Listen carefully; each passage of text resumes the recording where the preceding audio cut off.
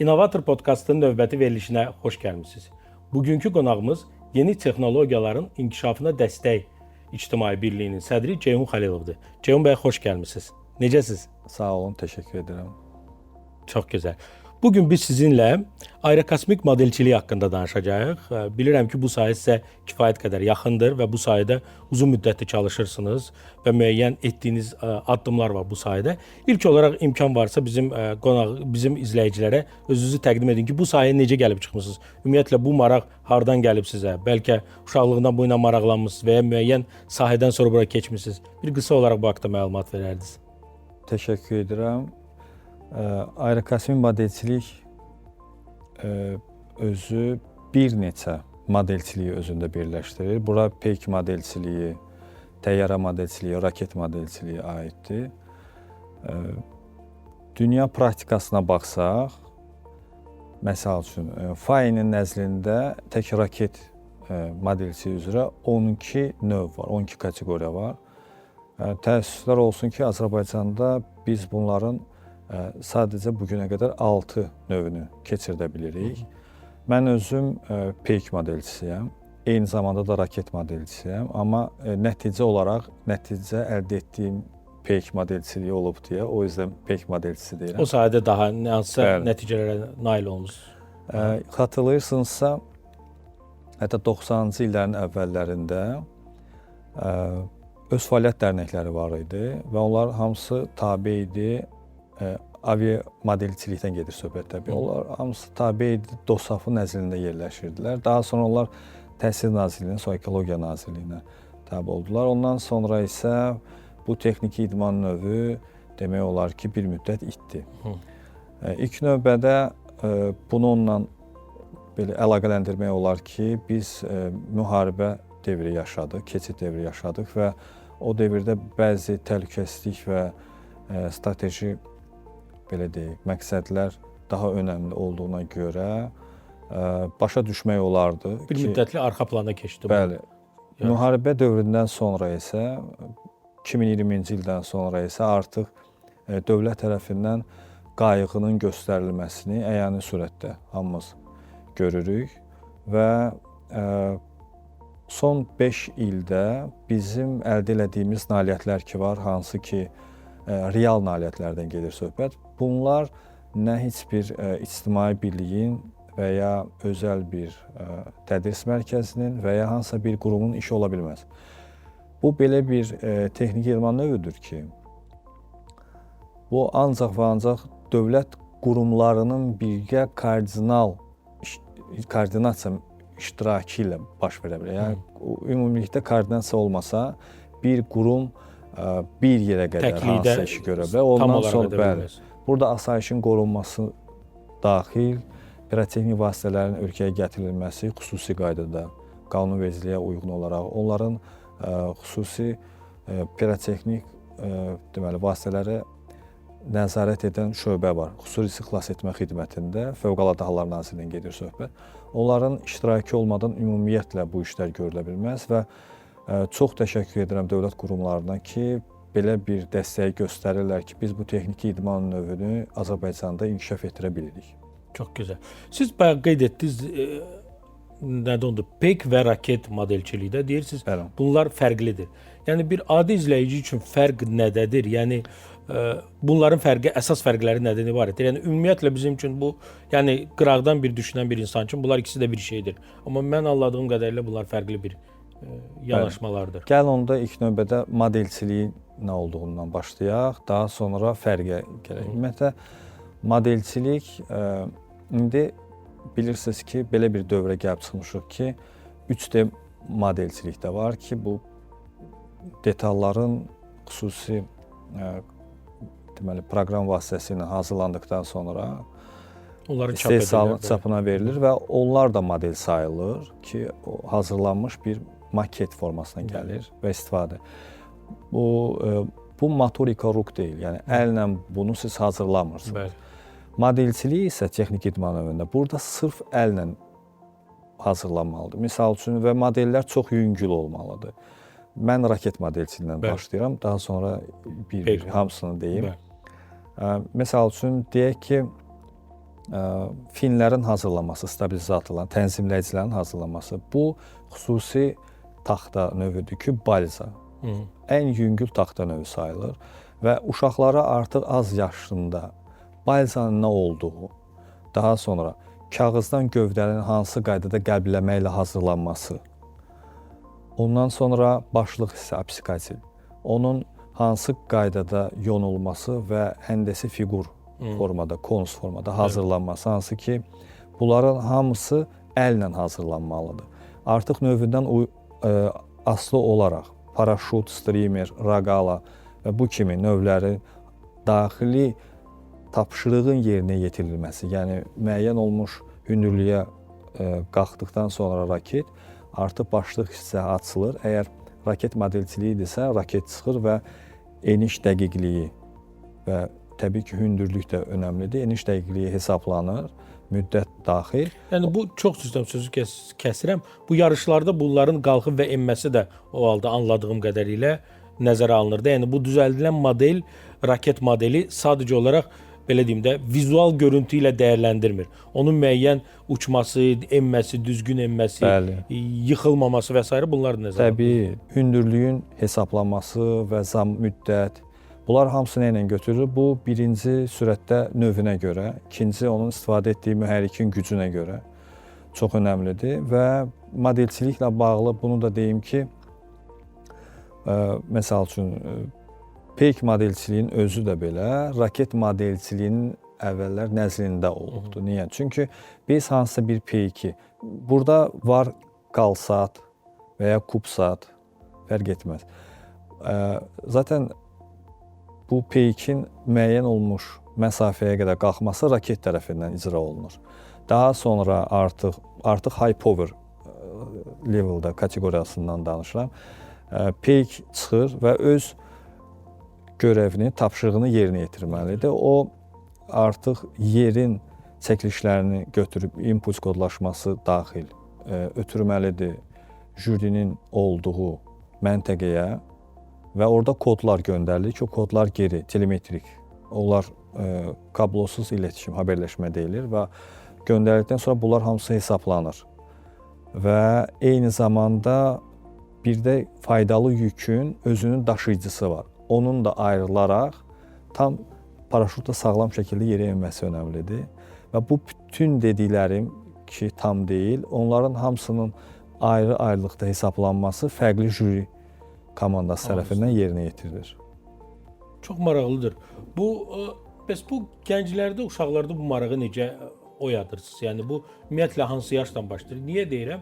Çünki siz hal-hazırda danışdığınız halda da belə çox maraqlıdır, yarışdır, amma mən daha çox belə deyim də raketdə uçmaq istəyirəm də, nəinki modelçilik eləyim də və uşaqlar da daha çox belə deyim nəyinsə içində olmağı daha çox xoşlayırlar, nəinki oturub nəyisə hazırlasın. Düzdür, bir digər yanaşmadan baxsaq uşaqlar Lego yığmağı da xoşlayırlar. Yəni bu ümumiyyətlə uşaqlarda bu marağın təşviqi necə formalaşır? Ümumiyyətlə varmı bizdə? Mən bildiyim qədərilə bizdə məktəblərdə belə bununla bağlı belə xüsusi bir dərslik və s. yoxdur ki, əvvəl astronomiya var idi, hal-hazırda bilmirəm, düz astronomiya və s. Təqdim olunurmu uşaqlara yoxsa yox, amma bu marağı necə oyadırlar uşaqları ki, uşaqlar nəticədə gəlib bununla məşğul olmaq istəyirlər. Bəlkə robotiksə gedənlər nəticədə maraqlanıb sizə gəlirlər, ya bu sahədə daha doğrusu modelçilik sahəsində yarışlara qatılmaq istəyirlər, yoxsa necə bu baş verir? Yəni gənclərdə bu maraq necə oyanılır ki, onlar bu yarışlara qatılmaq istəyirlər və bu yarışda iştirak edirlər? İlk növbədə gəlin biz öz uşaqlığımızdan götürək. Yanınızdadırsa, mən 90-cı illərin əvvəllərinə təsadüf edir mənim uşaqlığım. Ona görə mən olan o vaxt müharibə dövrünə. Elə məndə də o. Yəni bizim valideynlər rahatlıqla o bir devr idi ki, rahatlıqla əldə edə bilmirdilər. Deyək ki, pultla idarə olan maşın. Nəyə görə? Çünki belə bir dövr yaşayırdıq ki, 1 milyona yaxın köçkünümüz var idi, qaçqınımız var idi və valideynlər çox ehtiyat edirdilər. Hətta bizə velosiped alanda belə ki, digər uşaqlardan seçilməyik. Bax, bu periodu biz keçmişik. Biz nə edirdik? Biz özümüzə ox düzəldirdik, raqatka düzəldirdik. Bax, bu özü də modelçilikdir, əl qabiliyyətidir. Sanki düzəldirdi. Yox, həqiqətən düzəldirdi, raqatka. Düzəldirdi, həqiqətən. Daha sonra Bəli. Əgər xatırlayırsınızsa biz məftildən maşınlar düzəldirdik və onu idarə edirdik. Düzdürmü? Bax bu özü modelçilikdir. Və bu periodik daha üst dərəcəyə keçir. Siz dediyiniz legoların yığılmağı, hər dəfə mən onu işləndə mənə deyirlər ki, niyə FPV dron və ya dron modelçilik saymırsınız? Ümumiyyətlə dron modelçilikdir, amma əgər mən hazır bir dron almışamsa və onu uçurduramsa, bu hobbidir. Bəli. Modelçilik başqa bir yanaşmadır. Yəni siz onun yığmasında iştirak etməmisiniz. Sırf özünüz heç nə etməmisiniz siz onu. Varmı modelçilik? Var. Niyə? Çünki Təhsil Nazirliyinin keçirdiyi bir yarış var. O yarışda belə deyək 70%-ə qədər dronun hazırlanması artıq hazır detallardandır. Elə olur ki, korpusu da özləri hazırlamalı olurlar. Bunu başa düşmək olar, amma hazır modelin istifadəsi yox. Uşaqları necə təşviq etmək olar? İlk növbədə məhz bu festivalın keçirilməsinin də səbəbi odur ki, bunun kütləviləşməsinə maraq oyadılsın və əgər biz şərait yaradırıqsa ki, dərnəklər yaradılsın və digər və orada uşaqlar gəlib öz modellərini özləri hazırlayırlarsa, baxın, belə bir şey deyim də, çox üzr istəyərəkdən, bu sualdan biraz kənara çıxıram sizdən. Baxın, böyüyən gənc nəsilə bir fikir verin, pasiv həyat rejimi keçirilir. Planşet və telefonda oturublar və artıq uşaqların heç bir marağı, bir hobbiləri yoxdur, ancaq bütün gün sosial mediada. Razılaşırsınız, tam reallıqdır, bəli, əlbəttə. Amma bu texnik idman növü isə bizi həmin o virtual aləmdən kənarlaşdırır. Əllə düzəltməlisən, uçuşu təşkil etməlisən. Və bu bütün əməyin sərfi, öz əl qabiliyyətinin inkişafı, görün nə qədər faydalıdır bizim uşaqlarımız üçün. Mən motorika üçün və bəli, bayaq qeyd edirəm, düz buyursunuz. Baxın, indiki valideynlərin özündə də mən problem görürəm. Niyə? Fikir verin, eşitmisiniz, yəni yaxınlarında və ya özünüzdə də ola bilər belə bir şey. Uşaqlar götürür kağızdan təyyarə düzəldirlər. Deyək ki, valideynlərin hansısa bir jurnalı, qəzetini, kağızı götürüblər və ondan bir təyyarə modeli düzəldirlər və atış edirlər. Evdə və ya valideynlərin sərt reaksiyasından qarşılaşırlar. Baxın, o uşağın potensialı oradan bilinir. Dəstəkləmirlər onu. Bəli. Əksinə düşünün ki, bəli, bu özü motorika ruhdur. Yəni bu adamın qabiliyyətini göstərir. Bu sabahlarım neynəsin? Usta çağırsın evinə ki, qapını düzəltmək lazımdır. Yəni bu adam biraz buna şərait yaradılsa, artıq evdə xarab olan detalları da özü düzəldəcək. Razılaşırsınızmı mənə? Və digər, bəs bu bundan başlayır. İndi sexlər yaranıb ki, taxtanın rəndələnməsi və ya digər şeylər hasant başlayır. Biz isə biz deyəndə ilk növbədə mən qeyd edim ki, bizim müəllimlər beynəlxalq dərəcəli müəllimlərdir. Mənim müəllimim özü də Pərviz Ağayev. O özü professordur və Azərbaycana Dünya Kubokunu 2001-ci ildə gətirmiş ilk Azərbaycanlıdır. Biz ondan öyrəndiklərimizi mən sizə bir deyim. Deməli, xüsusi rəndə ilə taxtanın hamar yonulması daxil, bütün görülən işlərin əllə, səliqə ilə görülməsi. Bir neçə dərs sadəcə mişarlamanın dəqiqliyi öyrənməlidir, vərdişlər. Və bundan başlayır daha rezin mühərriklərinin yaradılması ki, uçuşları rezin mühərriklərlə idi. Yenə də qayıdıram 90-cı illərin əvvəllərində, xatırlayırsa biz avtomatlar düzəldirdik rezindən. Bəli. Ki, baxın, onun artıq faydalı modeli. Faydalı modeli. Və bunun hamısı çox təəssüf ki, itmək üzrə idi. 2020-ci ilə qədər biz artıq onu geri qaytarırıq. Və Təhsil Nazirliyinə bir neçə dəfə müraciət etmişik, Gənclər və İdman Nazirliyinə dəfələrlə müraciət etmişik. Hələ geri dönüş yoxdur. İnşallah pozitiv yanaşırıq ki, bəlkə gördüyümüz fəaliyyətləri izlədikdən sonra bizə etimad göstərirlər və bizdən də yaxşı bilirsiniz ki, məktəblərdə əmək dərsləri var və o əmək dərslərinin hansı səviyyədə getdiyi barədə biz indi müzakirə etmirik, amma orada məhz modelçiliyin tədrisi bizə çox şey qazandırar. Ümumiyyətlə çox üzr istəyirəm, çox maraqlı olmalıdır əmək dərsi. Çünki biz özümüz də bizim cavanlığımızdan da yadımızdadır ki, yəni əmək dərsləri və idman dərsləri ən belə deyim də rahat olan dərslərdən biri idi və əksər hallarda uşaqlar orada ciddi iştirak etmirdilər və ya belə deyim də bizim dövrdə oradan qaçırdılar belə deyim də o dərslərdən. Çünki maraqlı değildi. Yəni standart olaraq hər dərs eyni olaraq sizə bir şeyi rəndələməyi verirdilər.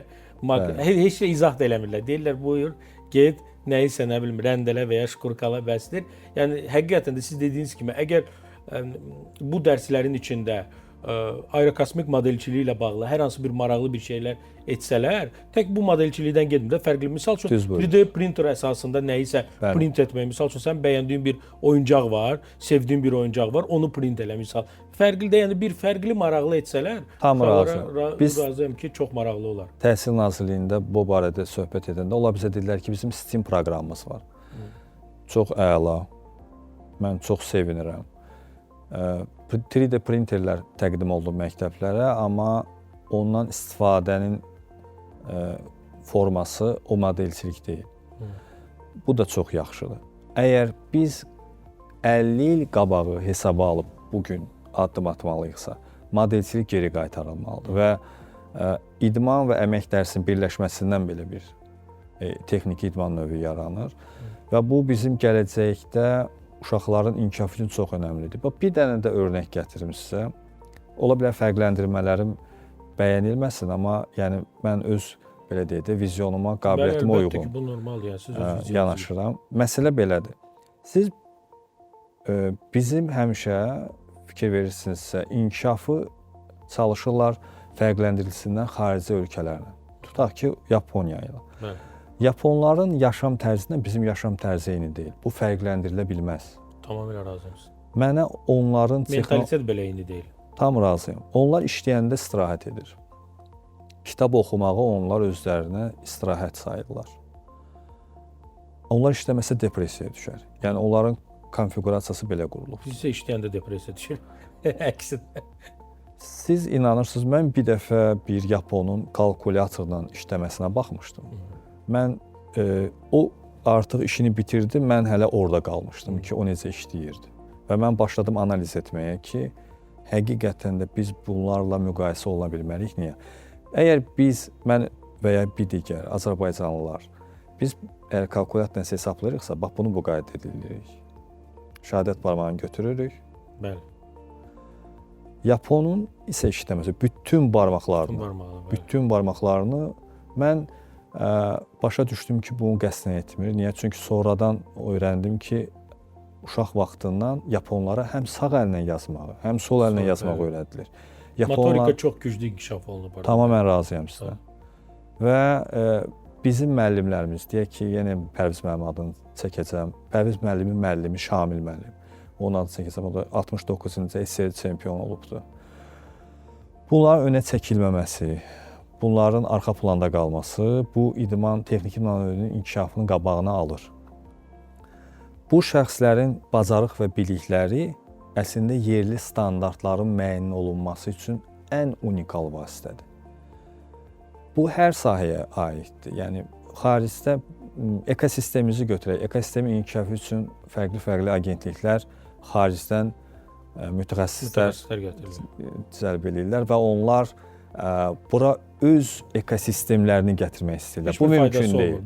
Bu sadəcə mümkün deyil. Yerli standart yaranması üçün yerli təcrübə və yerli uyğunluq müəyyən olunmalıdır. Siz ən yaxşı maşını gətirə bilərsiniz bura. Markanı çəkmirəm adını.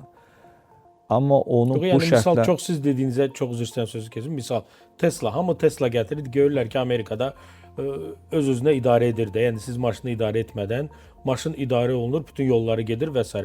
Azərbaycana gətirirlər, görürlər ki, yox, onu elə idarə etmək olmur. Gəlin mən özüm sükanın arxasında oturum, idarə edim. Yəni ki, siz dediyiniz misala uyğun olaraq. Xaricdə gördüyünüz o demək deyil ki, o model sizin ölkənizdə implementasiya ola bilər. Bizdə benzinin tərkibi oradakı kimi deyil.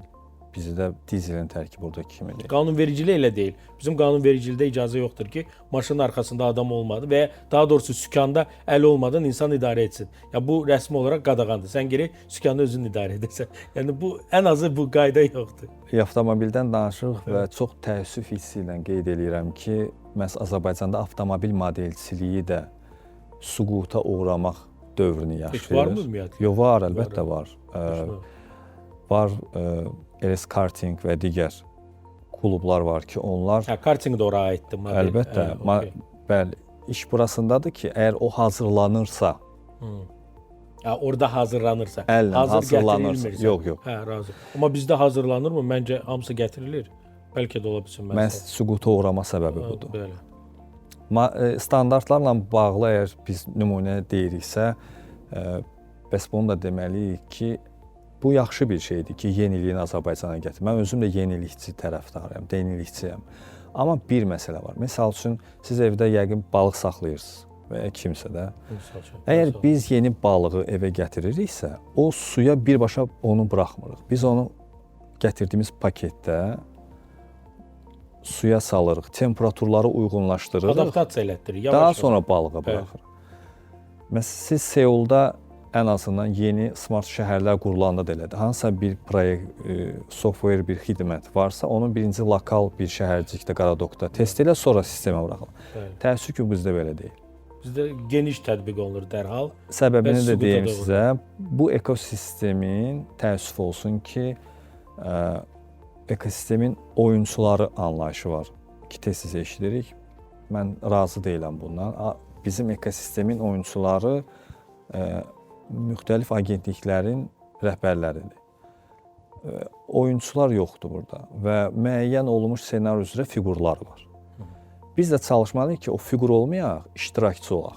İştirakçı olmaq üçün də ən azından baş verənlərə pozitiv yanaşmaq lazımdır və nə qata bilərəm, nə dəyər qata bilərəm, ona baxmalıyıq və öz işimizlə məşğul olmalıyıq. Bizim işimiz də məhz budur ki, bu texniki idman növünü Azərbaycanda maksimum necə inkişaf elətdirə biləriksə, biz onu aşılayaq. Misal üçün, hər keçirdiyimiz Aerokosmik Modelçilik Festivalı bir sonraki əvvəlkindən daha yaxşı keçirilir. Belə ki, bu il Azərbaycan tarixində ilk dəfə 4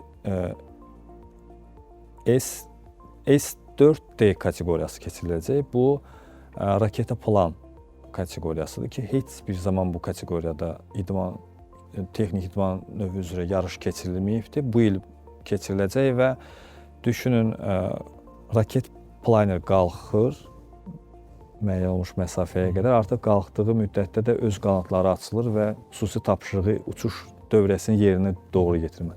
Dediyim bu konfigurasiyanı uşaqlar əlləri ilə özləri düzəldiblər.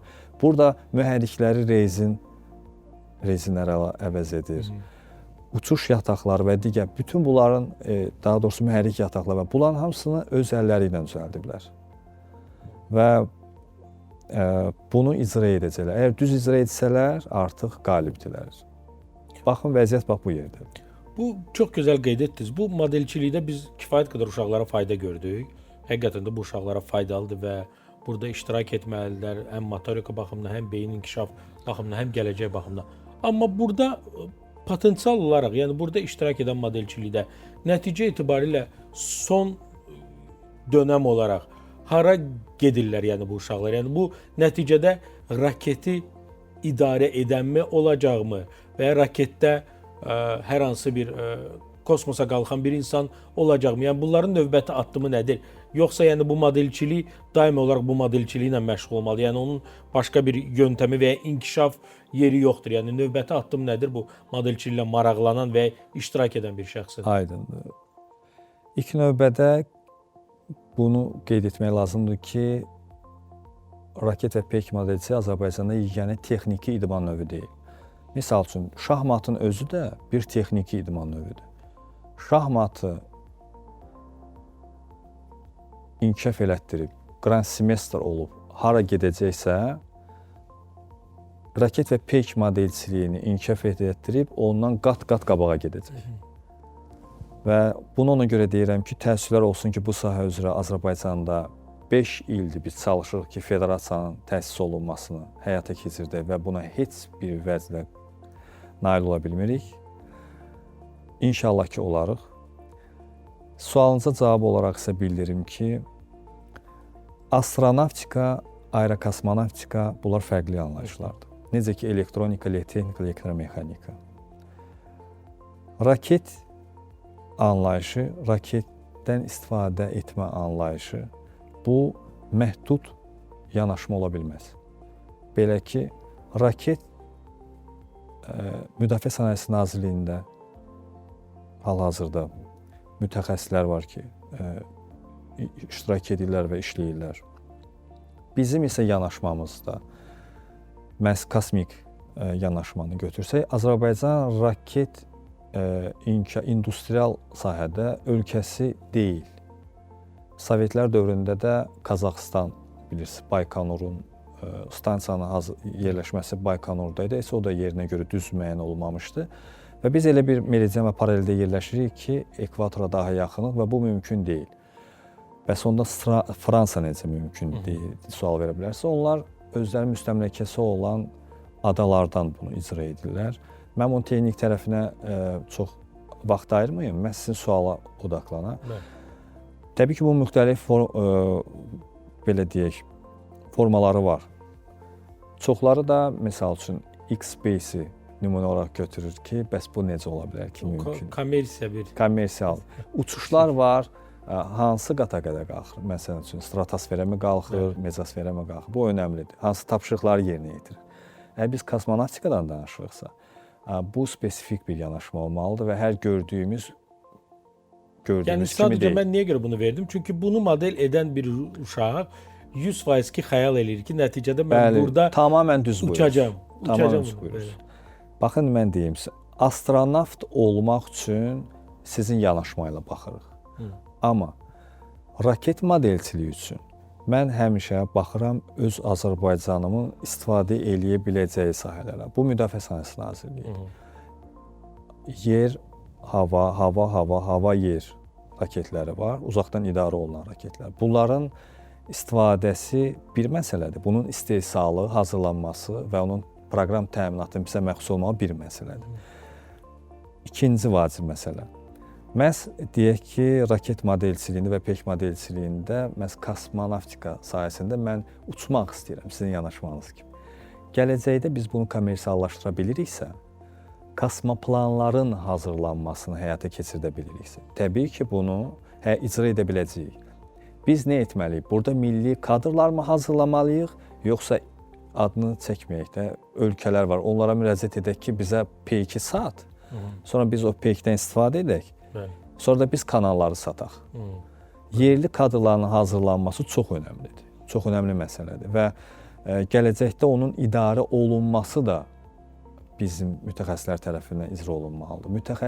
Yerli mütəxəssislərin hazırlanması isə ta A hərfi sıfırdan başlasa bu modelçilikdir və o baxımından bu çox önəmlidir. Buna yanaşma da, belə deyək, dövlət tərəfindən qayğı və belə deyək, nəzarət gücləndirməlidir, mənim fikrimdir. Hal-hazırda biz çox razıyıq. Çünki birdən-birə də qurula bilməz hər şey.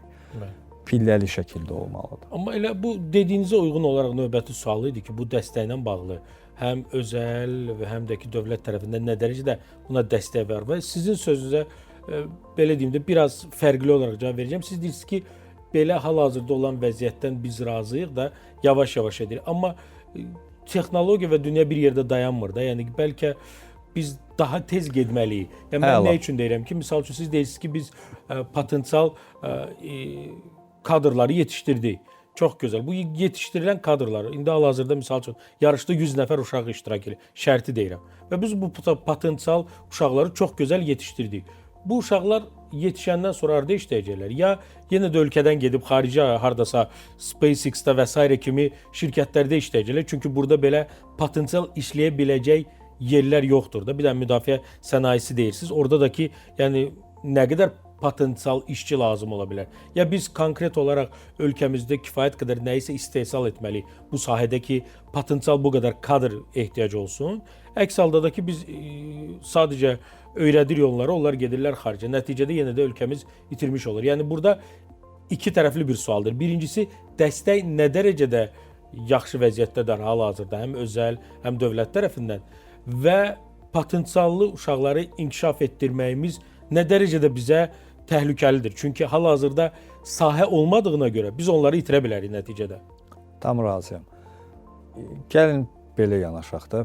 əgər biz burada məsələyə sırf sizin dediyiniz qaydada cavab verərək ki, davam etsək bu məsələyə, bu başqa rakursa keçəcək. Ona görə gəlin birinci deyəcəklərimizi indidən əsaslandıraq. Biz Eurovision'da iştirak etmişdik. Biz baş vurduq və iştirak edə bildikmi? Bizə dedilər ki, 2 il müşahidəçi qismində siz iştirak etməlisiniz. Daha sonra siz orada iştirak edə bilərsiniz. Qəbul edirsiniz məni? Bəli, bəli. Daha sonra. Siz də avtomobil sürürsünüz, mən də avtomobil sürürəm.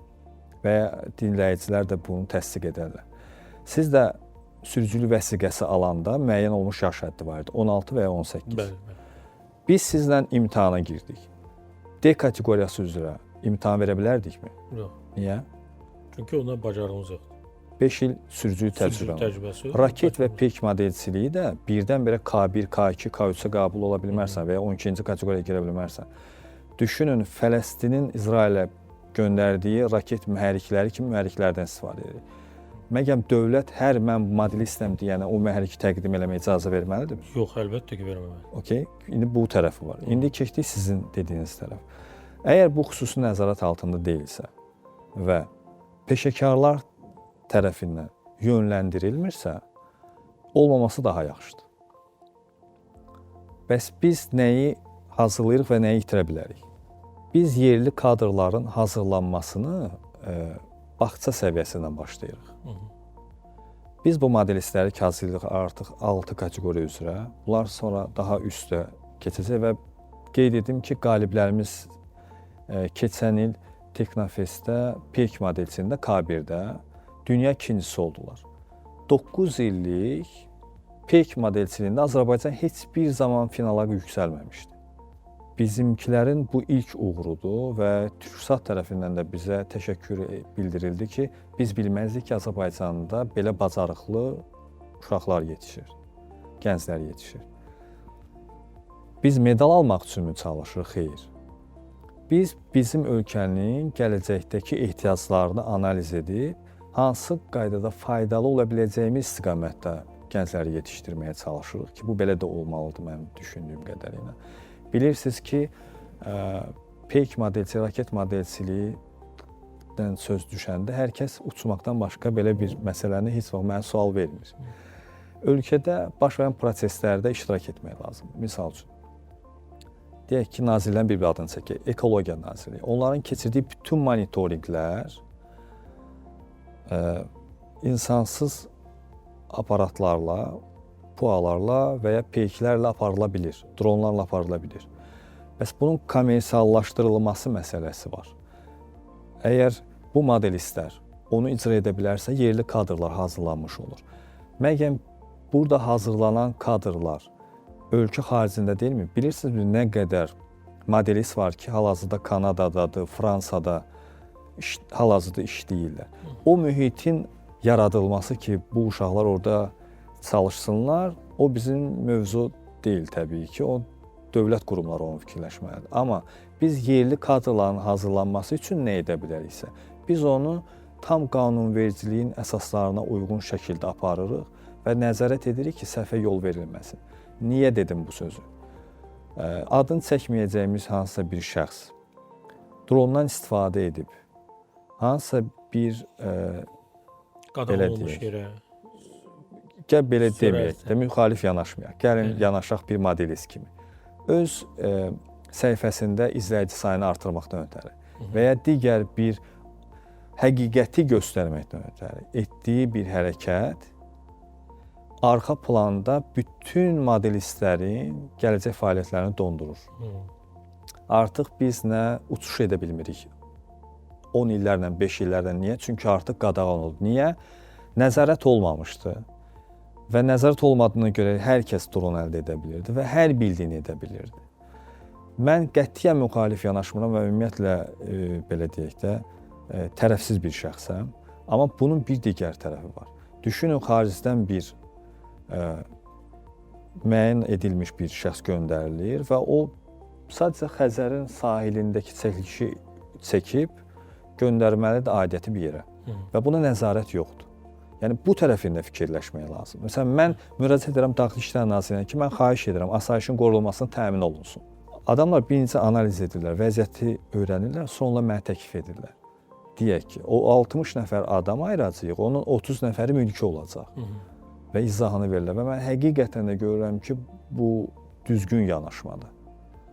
Bu belə də olmalıdır. Görünən və görünməyən tərəfləri var. O baxımından biz bu günlərin kadrların hazırlanmasında maksimum sizli bizli, əlimizdən nə gəlirsə. Bax, bu mediada yayımlanması belə bizə böyük bir dəstəkdir. Niyə?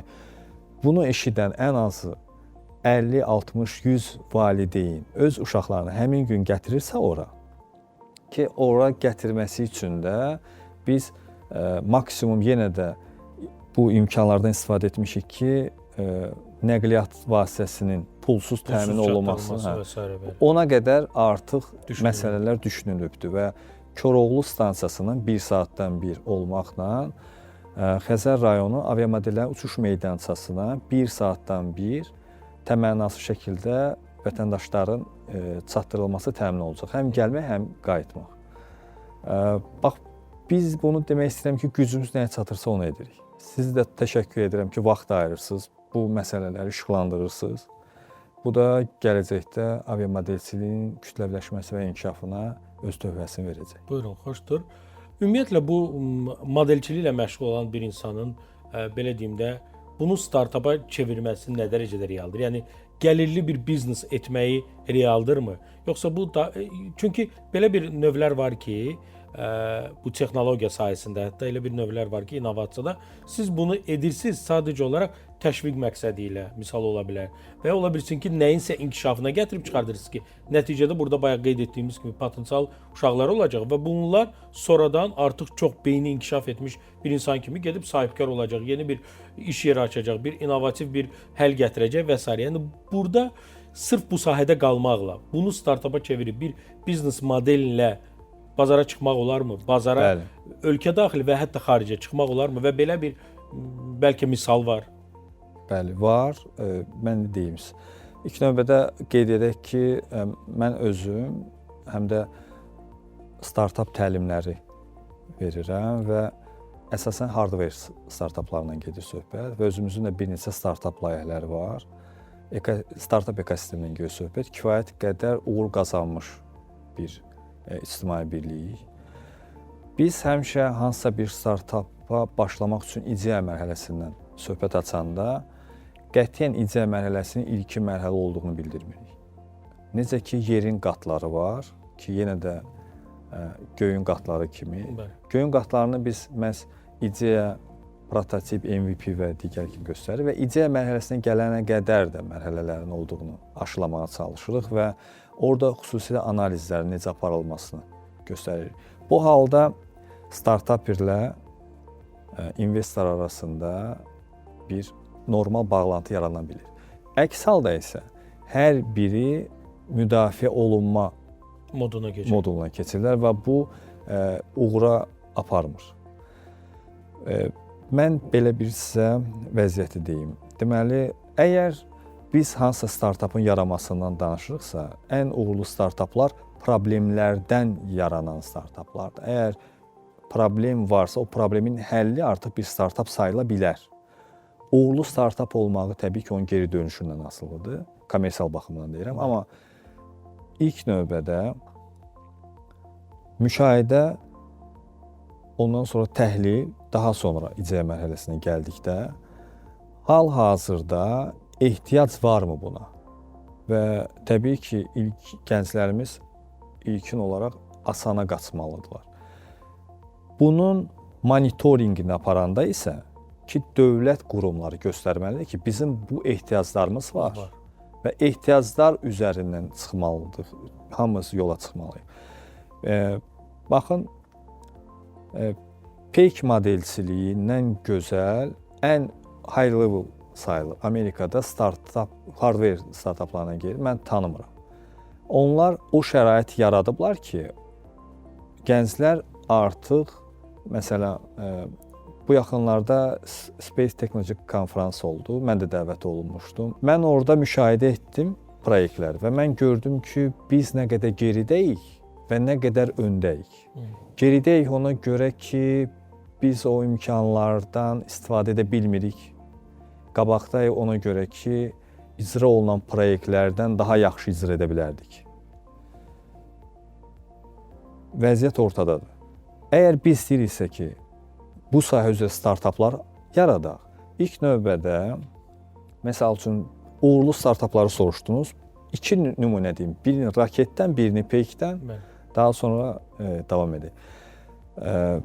41-45-ci ildə, 2-ci Dünya müharibəsində Sovetlərin avia uğurları məhz Yusif Məmməd Əliyevin kəşfinə bağlıdır ki, o ən uğurlu, ən yüksək oktanlı deməli, avia yanacaq kəşf etmişdi.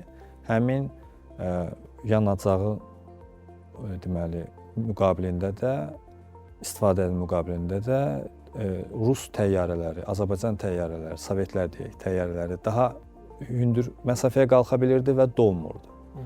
O dövrün ən yaxşı startapı sayıla bilərdi. Amma B2B ayrı şeydir, B2C ayrı şeydir, B2C ayrı məsələdir. İndi isə Azərbaycanlı gənclər yaxşı bir model ortaya qoyublar. Hal-hazırda ekoparafin layihəsi var və həmin layihənin unikallığına mən özüm məəttəl qalmışam. Niyə? Çünki gənclər orada öz bacarıqlarını o qaydada qoyublar ki, bilirsiniz də parafin yanacağı, parafin özü bir bərk maddədir və onun da növləri var. T1, T2, P1, P2 var və yağlılıq dərəcəsinə görə daha saf, daha üstün sayılır ki, ondan biz də istifadə edirik. Əslində, belə deyək, xanımlar kosmetikada, bəli, kremlərdə, kənd təsərrüfatı onu istifadə edir, meyvələrin üzərinə və ya hansısa bir həşəratlardan zərər versə qorunmaq üçün. Kilsələr və digərlər istifadə edir, şamların hazırlanması. Düzdürmü? Tip də istifadə edir müalicədə. Azərbaycanlı gənclər isə raket yanacağı ortaya qoyublar ki, çatdırmadılar o vaxt Astronomi Konqresində təqdim etməyə. Amma növbəti yarışlarda mənə elə gəlir ki, onu təqdim edəcəklər. Çünki biz də dəstək olmağa çalışırıq. Yəni özəlliyi nədir? Yəni bu yanacağın özəlliyi daha iş əmsalı var, faydalı iş əmsalı. Daha üstündür və ən vacib məsələ. COP29-da da bu qeyd olundu və onlar birinci yerə çıxdılar. CO2-nin daha az atılması. Yəni daha zərərli qazların daha az ixrac olunması. Bu bugün çox mühüm bir məsələdir və bunu Azərbaycanlıların nail olduğunu mən çox sevinirəm. Ümumiyyətlə yanaşma belədir. Əgər analiz olunmuş bir rapor varsa, mən mütləq onun üzərindən başlayıram. Düşünün, gənclər göndəriblər həmin deməli yanacağı Rosatoma, Rusiyaya. Oradan analizlər alıb, onun üzərindən daha da təkmilləşdirilər. Sonra Türkiyədəki deməli Navart Space və digər şirkətlərə göndəriblər, artıq test mərhələsindədirlər. Əslində çox maraqlı diskussiya gedir. Sadəcə olaraq bitirməyə vaxtımıza yaxınlaşırıq. Son bir sualım olacaq. Qısa olaraq imkan olsa cavablasanız, bu aerokosmik modelçiliklə maraqlanması üçün valideynlərə və ola bilsin uşaqlara nə tövsiyə edərsiniz? Yəni nəyəsə baxsınlar və ya nəyə fikir versinlər? Məsəl üçün uşaqda bu marağı oyadmaq üçün ola bilsin ki, sırf aerokosmik modelçiliklə bağlı bəlkə hansısa bir bəlgəsəllər var və nə bilim ola bilsin ki, bəlkə hər hansı bir kanal var, baxmalıdır, Discovery-ə baxmalıdır və valideynlərin ümumiyyətlə uşaqlarda buna maraq oyadması üçün nə etməlidirlər? Yəni belə bir ilk növbədə gərək mən öz valideynlərimə baxım, sonra digər valideynlərə baxım və öz uşaqlığımızı götürək, sonra digər. Biz elə bir unikal bir xalqıq ki, bizim müsbət tərəflərimiz də var, mənfi tərəflərimiz də var. Bu məsələdə mentaliteti nəzərə almadan danışmaq olmaz. Nə qədər də hansısa bir Discovery-ə baxılsa, bu təfəkkür formalaşdırılmır. Təfəkkürün formalaşdırılması isə sizdən, bizdən asılıdır. Mənim məsləhətim əgər bir önəm daşıyırsa, mənim məsləhətim odur ki, valideynlərdən çox xahiş edirəm. Əgər uşaq qayçısını götürüb pərdəni kəsibsə, onun əlindən vurmaq olmaz. Əgər kağızdan nəsə düzəldirsə, ona şərait yaradın. Əgər evdə nəyisə qırıbsa ki, söküm, ondan nəsə düzəldə bilin və uğursuzluğa düçar olubsunuz. Siz də qoşulun və siz də onun ikincisini sökün onunla birlikdə. Ona motivasiya olun, stimul yaradın. Qadağalar qoyun. Uşaqlara vaxt ayırmaq lazımdır ki, mən özüm də onu edə bilmirəm. Əgər velosipedin sepi çıxıbsa və ya təkəri boşalıbsa, usta yanına getməmişdən qabaq açarları götürüb çalışmaq lazımdır o uşaqla onu etməyə. Tövsiyəm ancaq bu ola bilər. Başqa da deyəcəyimiz heç bir şey reallaşmayacaq onsuz da.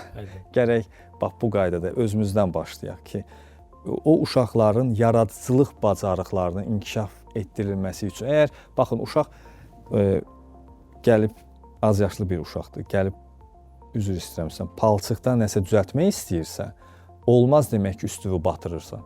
Hətta gəlib ona kömək eləmək lazım. Biraz da su tökün və ya siz də bulaşın biraz. Bax bu qədər.